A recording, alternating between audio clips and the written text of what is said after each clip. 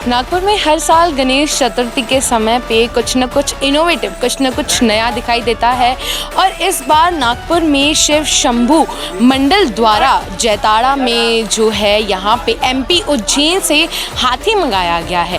और हाथी जो है वो अपनी सूंड से हर किसी को यहाँ पे आशीर्वाद दे रहा है। आइए इनसे ही जानते हैं कि इसके पीछे की कहानी क्या है।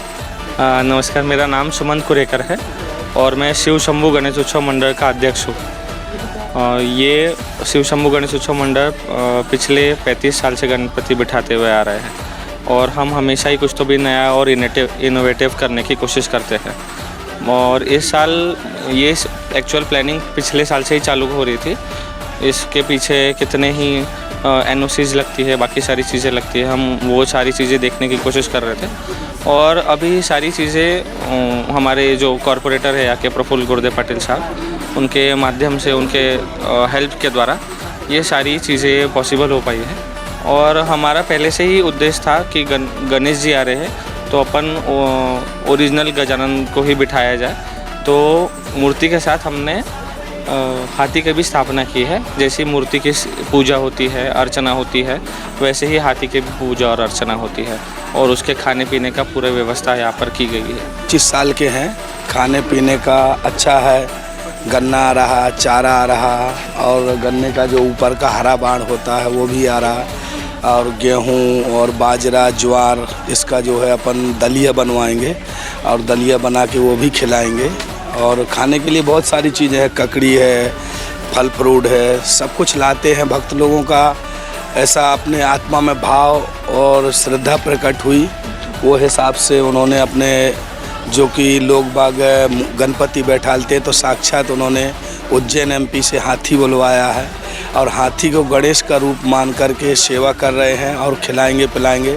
बहुत बड़ा डोम भी बनाया, पंडाल बनाया, कूलर लगाए, पंखे लगाए हैं और रहने की, खाने पीने की व्यवस्था भी की है। बहुत अच्छा है जी। जैसे 25 साल के हैं अभी जी। जैसे कि इन्होंने बताया, शिव शंभू जो मंडल है, गणेश उत्सव मंडल, ये हर साल कुछ न कुछ नया लेके आता है। और इस बार नागपुर में एमपी उज्जैन से यहाँ पे हाथी मंगाया गया है जो कि खुद अपनी सूंड से आशीर्वाद दे रहा है। तो इसके पीछे की कहानी क्या थी ये भी इन्होंने बताई। और यहाँ पे जो है हर साल लगभग 35-30 सालों से यहाँ पे गणपति विराजमान होती आ रही है और हर साल ऐसा कुछ ना कुछ नया देखते मिलेगा, ऐसा इनका ही कहना है। महाराष्ट्र टीवी 24 के लिए कॅमेरामॅन प्रवीण सूर्यवंशी के साथ मैं खुशबू परिया। आपल्या आवडत्या क्षेत्रात यशस्वी होण्यासाठी कष्ट करण्याची तयारी प्रत्येकाचीच असते, मात्र योग्य मार्गदर्शनासह उत्तम प्रशिक्षणाची जोड मिळाली तर त्याच्यात आत्मविश्वास निर्माण होतो आणि मग यशाचं उत्तुंग शिखर गाठण्यापासून कोणीही रोखू शकत नाही। ग्रामीण तरुणाईला आत्मनिर्भर करण्यासाठी केंद्र आणि राज्य सरकारने एकत्रित दीनदयाळ उपाध्याय ग्रामीण कौशल्य योजना राबवून तरुण तरुणींना विविध क्षेत्रात कौशल्य प्रशिक्षण उपलब्ध करून त्यांना रोजगाराच्या अनेक संधी निर्माण केल्या आहेत। 3 ते 12 महिन्यांचे मोफत निवासी प्रशिक्षणही उपलब्ध केले। आज ग्रामीण भागातील लाखो युवक युवती या योजनेचा भाग बनून रोजगाराचा लाभ घेत आहेत। दीनदयाळ उपाध्याय ग्रामीण कौशल्य योजना, निर्धार ग्रामीण विकासाचा, महाराष्ट्राच्या उन्नतीचा। ग्रामविकास व पंचायत राज विभाग, महाराष्ट्र शासन।